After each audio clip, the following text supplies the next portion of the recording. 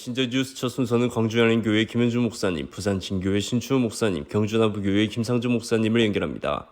포스트 코로나 시대, 한국교회가 재부흥하기 위해서 이 시대를 감당하는 성도들이 재출발해야 하는 한국교회의 원점, 시발점을 알려주십니다. 코로나를 지나서 한국교회가 다시 태동하고 있습니다. 가장 먼저 해야 될 일이 뭐예요? 회개입니다. 한국교회는요, 회개 위에 서 있어요.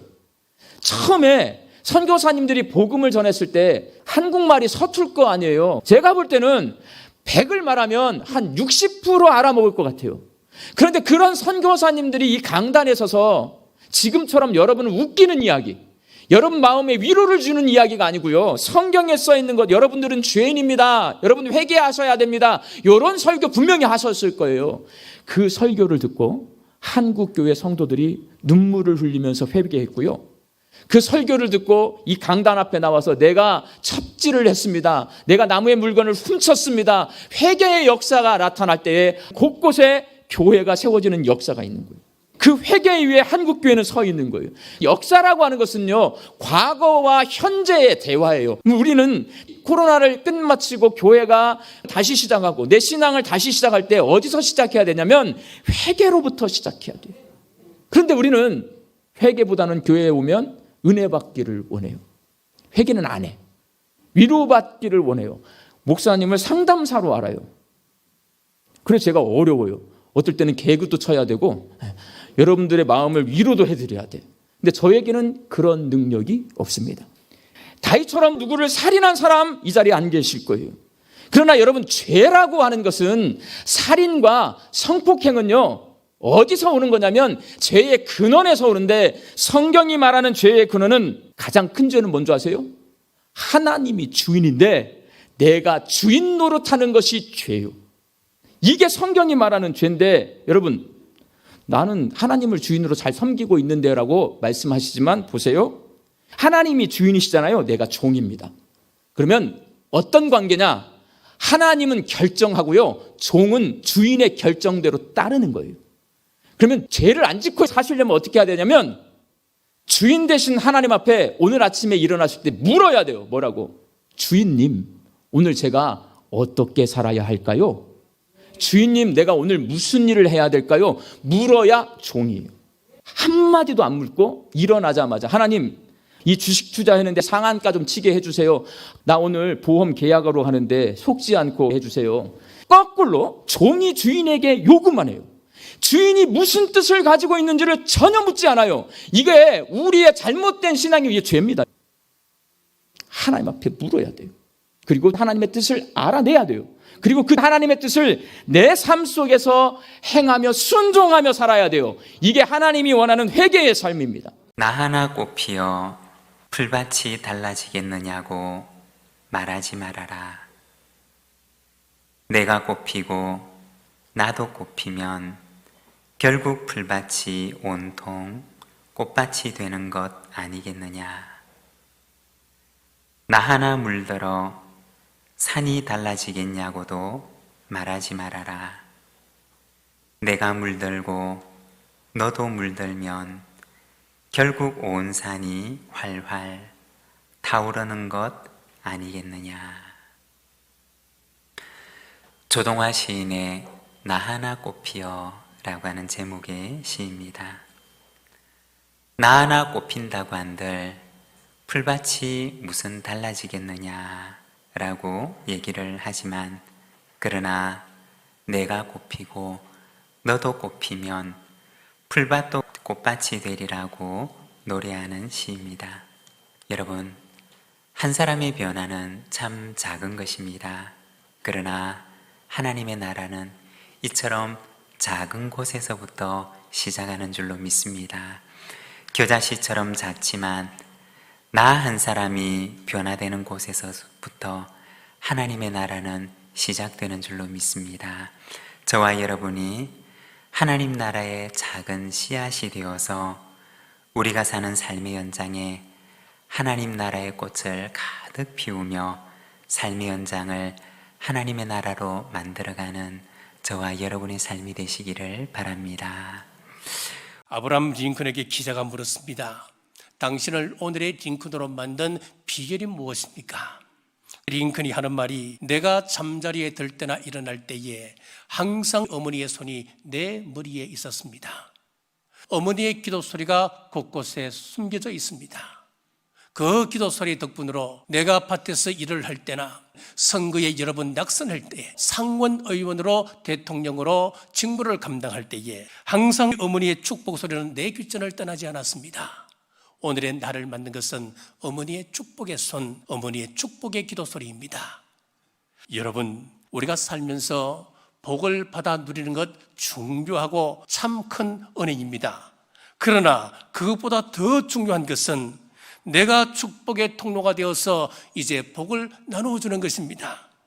히브리서 11장 21절 상반절입니다.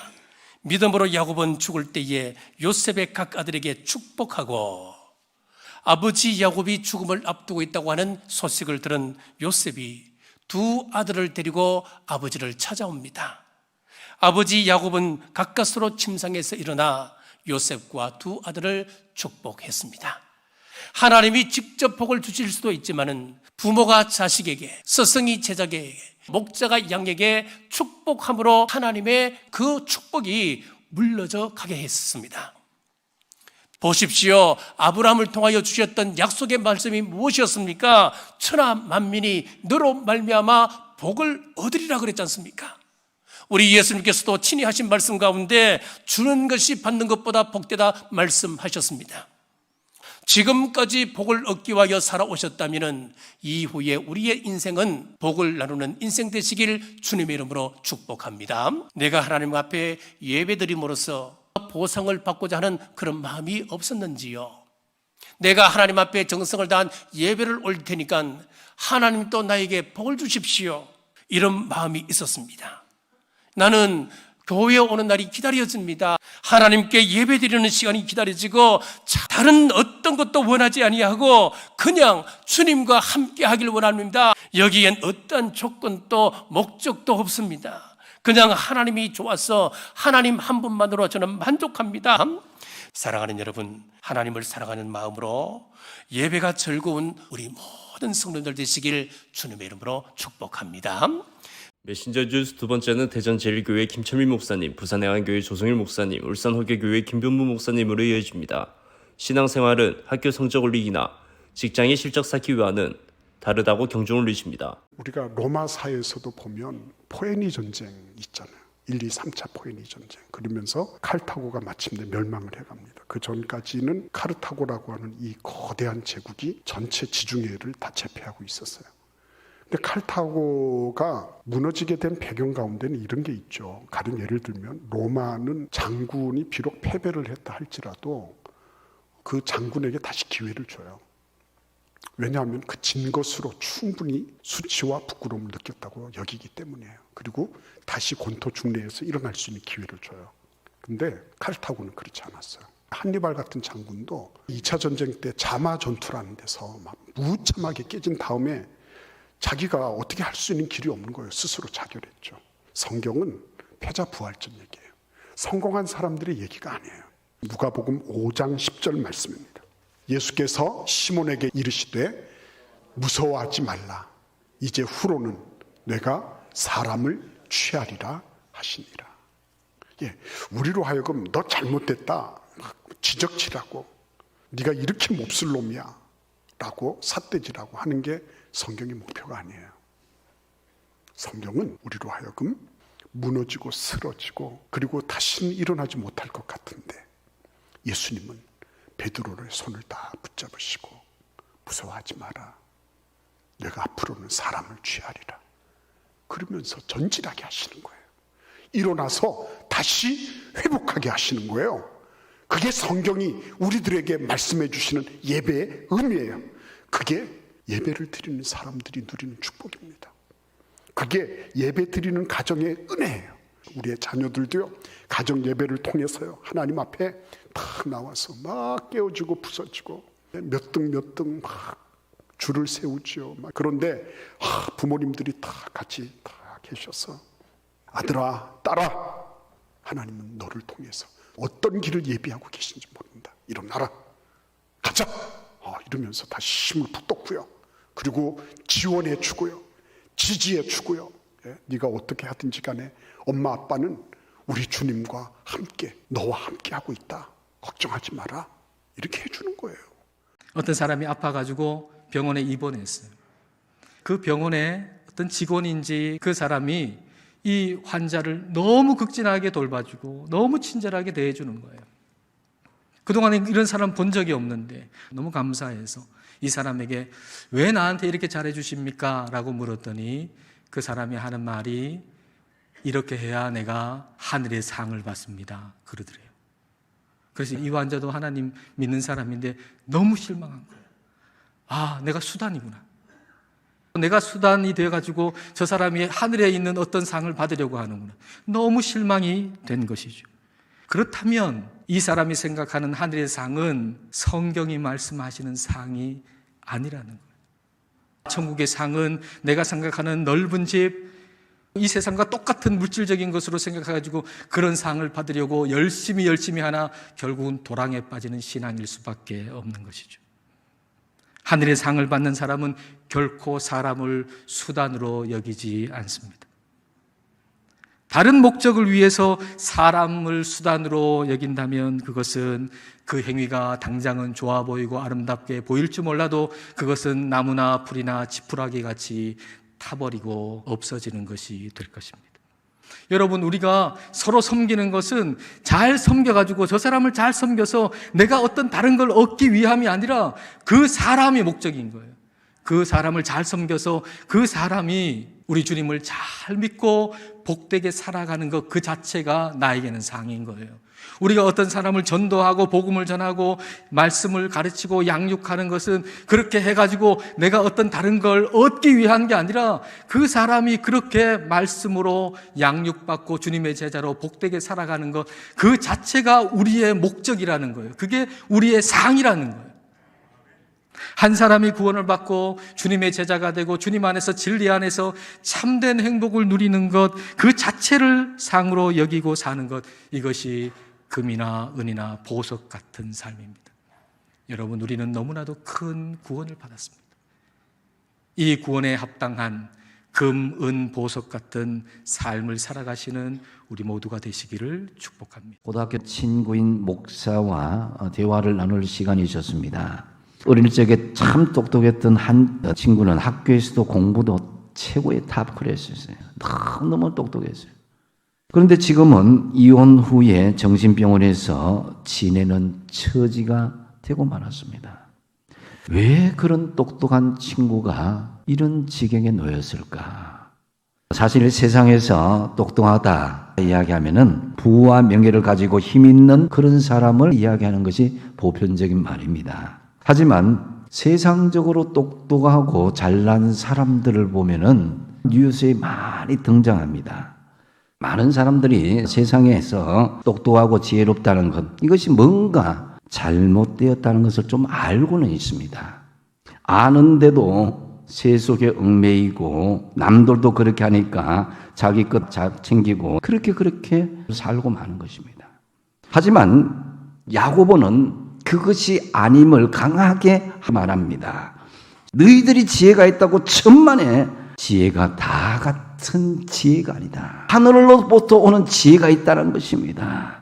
그렇다면 위로부터 난 지혜자가 되기 위해서 어떻게 행동해야 되겠습니까? 너희 중에 지혜와 총명이 있는 자가 누구냐? 그는 선행으로 말미암아 지혜의 온유함으로 그 행함을 보일지니라. 아멘. 차가운 지식만을 바라보는 그런 성도가 아니라 따뜻한 지혜를 구하는 사람.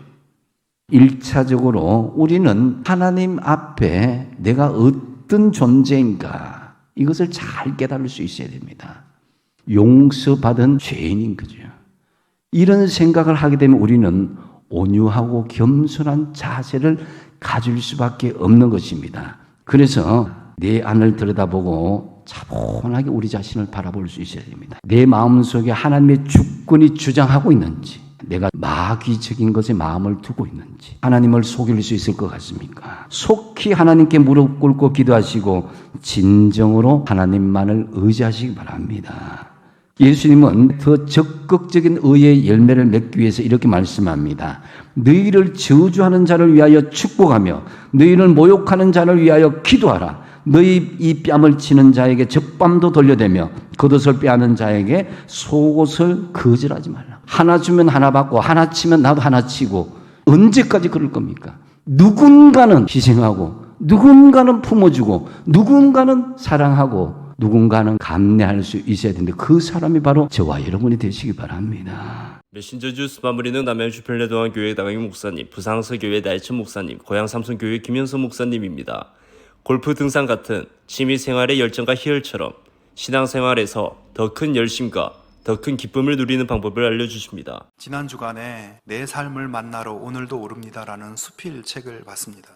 이 책에는 평범한 직장인이었던 저자가 인생이 결코 만만치 않다는 것을 경험하면서 남쪽 지리산에서 북쪽 향로봉까지 총 37개 구간, 이 백두대간을 오르는 그런 경험과 느낌을 적어놓은 책입니다.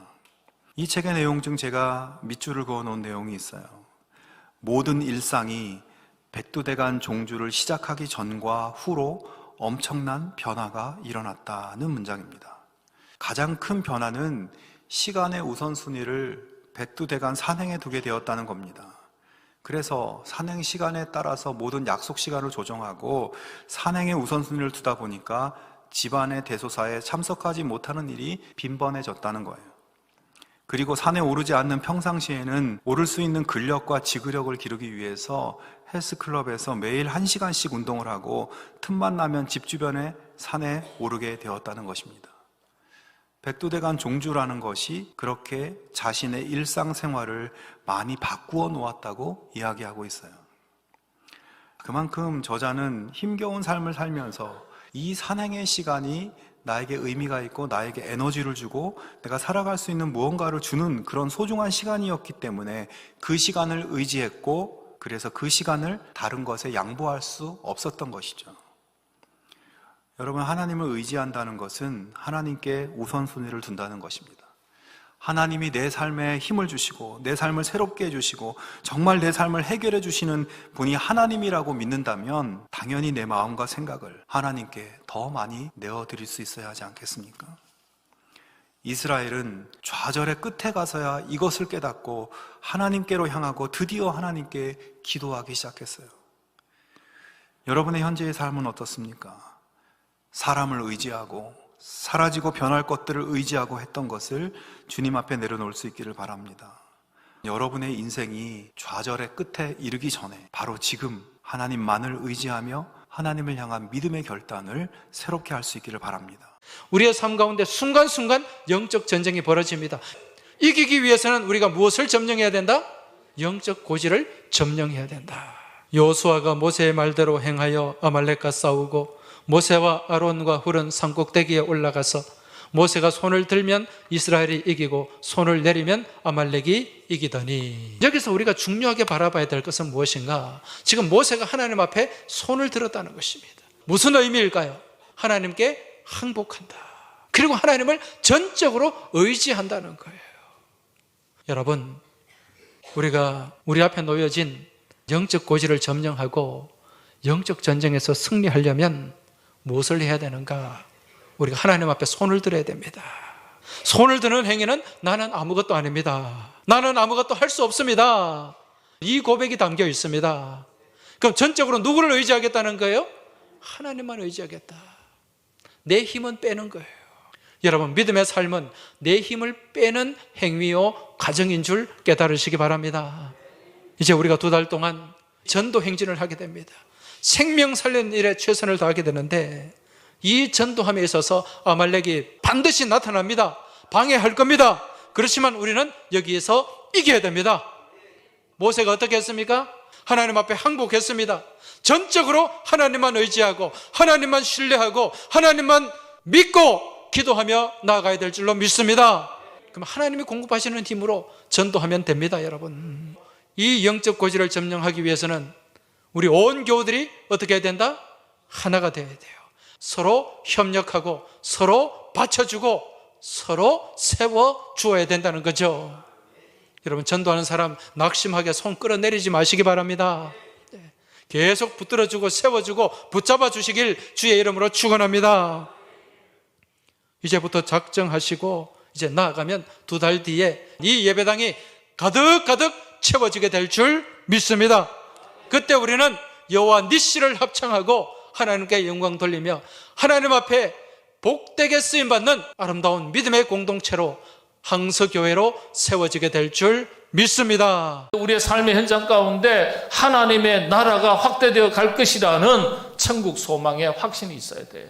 세상 변화에 대한 확신입니다. 기도하고 기도 응답 받을 줄로 믿어야 되는데 그게 좀 약하죠. 믿음으로 구원받은 백성으로 살아갈 때 우리가 살아가는 세상을 말씀으로 복음의 가치로 변화시켜 나갈 수 있다는 확신이에요.